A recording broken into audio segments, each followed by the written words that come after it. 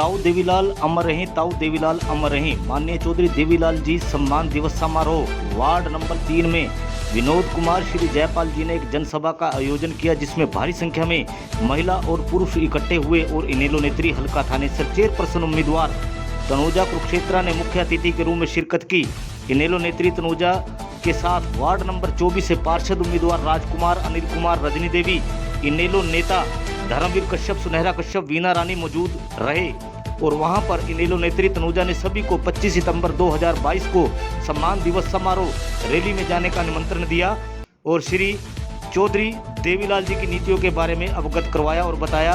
श्री देवीलाल जी ने 1987 में बुजुर्गों के मान सम्मान के रूप में पेंशन योजना आरंभ की, जिसे समय समय पर बढ़ाने का कार्य किया गया था, लेकिन आज सरकार ने उसे काटने का कार्य किया है। तमाम तरह की बातें रही, बने रहें आगे की तस्वीरों के साथ। हमें डिपू पे जाने की जरूरत भी नहीं है, वो राशन हमें घर पे ही मिलेगा, गाड़ी लगाई जाएगी और घर पे आके ही राशन देगी।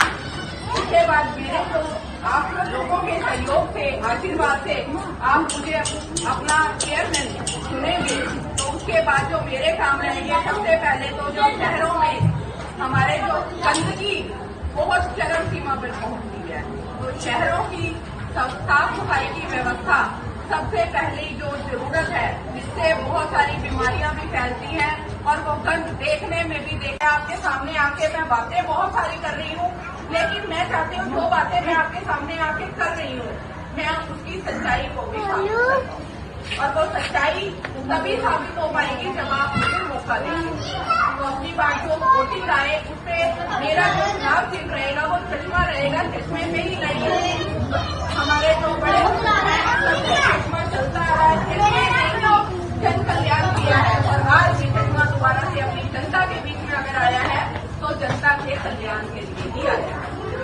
और एक जो सबसे खास और अहम बात है, मैं आपके सामने क्यों हूँ और आप मुझे वोटिंग क्यों करेंगे, मैं अपने आप को साबित कैसे करूंगी। ये बहुत सारे सवाल हैं, लेकिन आज इनके जवाब भी आप लोगों को मिलने जरूरी है। तो सबसे पहले देखिए, जो हमारी सरकार के आने की जो सरकारी फरमान है, सरकार आएगी तो सरकार में जो हमारी बुढ़ापा पेंशन आज काटी भी जा रही है, बहुत सारे बुजुर्गों को मिल भी रही है, लेकिन 88 साल की उनकी उम्र हो चुकी है, लेकिन आज भी अपनी जनता के लिए काम करने का जो जोश होता है वो उनके अंदर है। और अभी इसी जोश के चलते ही उन्होंने जो 25 सितंबर को चौधरी देवीलाल जी का 109वां जन्मदिन है, उसमें एक बहुत बड़ी रैली सम्मान दिवस समारोह के रूप में फतेहाबाद में मनाने का सोचा है।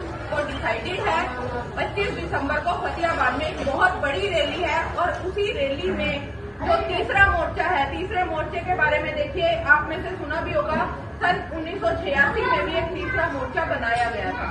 उस टाइम भी भ्रष्टाचार चरम सीमा पर चला गया था, तो तब भी वो कदम उठाए गए थे, चौधरी देवीलाल जी ने उठाए थे। और आज ओम प्रकाश चौटाला जी जो हमारे पार्टी के सुप्रीमो है, उन्होंने भी यही कदम उठाया कि तीसरे मोर्चे का गठन उस मंच से किया जाएगा। तीसरा मोर्चा मतलब कि सभी पार्टियां, विपक्षी पार्टियां मिलकर तीसरे मोर्चे का गठन करेंगी, इकट्ठी होंगी और बीजेपी सरकार के खिलाफ लड़ेंगी। तो हमारे लिए देखिए, हमारे चौटाला जी बहुत कुछ कर रहे हैं। हमारे अभय सिंह चौटाला जी दिन रात एक किए हुए हैं कि किसी तरह जो जनता का भविष्य है, हमारे बच्चों का भविष्य है, वो खतरे में ना जाए। तो देश में रोजगार का होना जरूरी है और बच्चे की भी बात हो गई, युवाओं की भी बात होगी और बुजुर्गों की जो पेंशन को काटने का ये सरकार काम कर रही है, आय को आधार बना के, कि अगर कोई व्यक्ति की जो सालाना आय 2 लाख रुपए से अधिक है तो उसे वो पेंशन का हक नहीं दिया जा रहा है। लेकिन जब पेंशन बनाई गई थी उसमें ऐसा कोई भी नियम नहीं था कि आय को आधार बनाया जाएगा या जाति पाति को आधार बनाया जाएगा। जाति के आधार पर पेंशन नहीं बांधी गई थी। जो भी बुजुर्ग है उसे मान सम्मान के रूप में पेंशन का मिलना ये नियम था। लेकिन आज हमारे बुजुर्ग भी परेशान हैं, सरकार की वजह से हमारे युवा बच्चे भी परेशान हैं और जो हमारे पढ़ाई लिखाई करने वाले बच्चे हैं उनका भी भविष्य खतरे में है। ये सभी बातें हमें पता तो बहुत है, सभी आके बता भी जाते हैं, लेकिन उसमें कार्रवाई करनी भी जरूरी है। बातें हमने अपनी जिंदगी में बहुत सुनी है, भाषण हमने बहुत सुने हैं, वो भी हमारे देवीलाल जी की वजह से ही संभव हुई। उसके बाद आवास योजना की बात करते हैं। आज हमें लगता है कि आवास योजना शायद बीजेपी की देन है, लेकिन सच्चाई तो कुछ और ही है। वो आवास योजना भी हमारे दादाजी की वजह से ही, जिनकी मात्र 25,000 रुपए। ऐसी छोटी छोटी बड़ी बहुत सारी स्कीम्स हैं।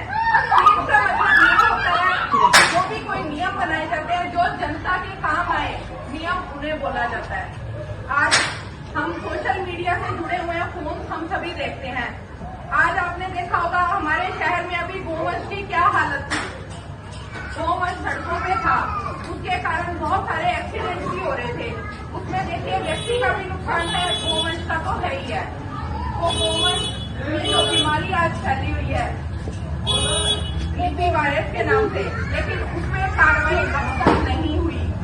लेकिन हमारे देश में एक और कार्रवाई होता है उसके बारे में। हमारे जो चौधरी देवीलाल जी ने जो बुजुर्गों के मान सम्मान के रूप में जो पेंशन लगाई थी, 100 रुपए से शुरू हुई थी, उस टाइम उसका विरोध भी किया गया था। लेकिन उनके लिए जरूरी ये था उस विरोध से लड़के अपने बुजुर्गों के मान सम्मान को बचा के रखना। जब वो पेंशन शुरू हुई थी तो एक पुरानी बात जो हमें अपने बुजुर्गों से सुनने को मिलती है, वो बताते हैं कि वो पेंशन की शुरुआत कैसे हुई थी। एक बुजुर्ग घर पर बैठे थे, उनकी बेटी घर पे आई हुई थी, तो उन्होंने पूछा उनसे कि आप उदास क्यों बैठे हैं। उन्होंने बताया कि मेरी बेटी आज घर पे आई हुई है और मेरे पास उसे देने के लिए 10 रुपए भी नहीं है। तो बड़ा दुख होता है ये बात सोच के।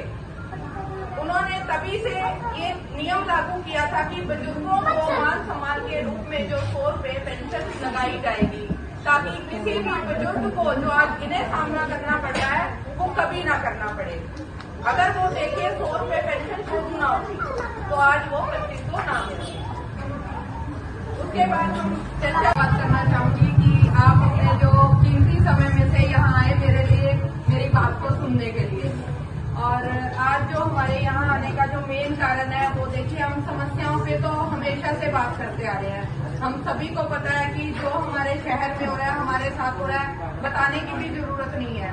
चाहे हम सफाई की बात करते हैं, गलियों की बात करते हैं, पानी निकासी की बात करते हैं, तो समस्याएं तो बहुत सारी हैं, लेकिन उनका हल बहुत कम है। हमारे लिए जो काम होने चाहिए हमारे, वो नहीं हो पा रहे हैं। उसके लिए हम उम्मीद बहुत सारी करते हैं, लेकिन हमारी उम्मीदों पे जो खरा उतरने वाला है वैसा कोई नहीं। तो आप सबसे देखो, मैं पहले भी मिल चुकी हूँ, डोर टू डोर आई थी आपके वार्ड में। समस्याएं आपने मुझे पहले भी बताई थी और आश्वासन मैंने दिया था कि मैं उन समस्याओं पे काम भी करूँगी। तो आज देखिए वक्त है उस पे काम करने का। आपको पता है कि मैं चौधरी देवीलाल जी की पार्टी से खड़ी हूँ। इनेलो पार्टी पुरानी पार्टी है और हमें उस पार्टी के बारे में बहुत अच्छे से पता भी है, क्योंकि जो काम करता है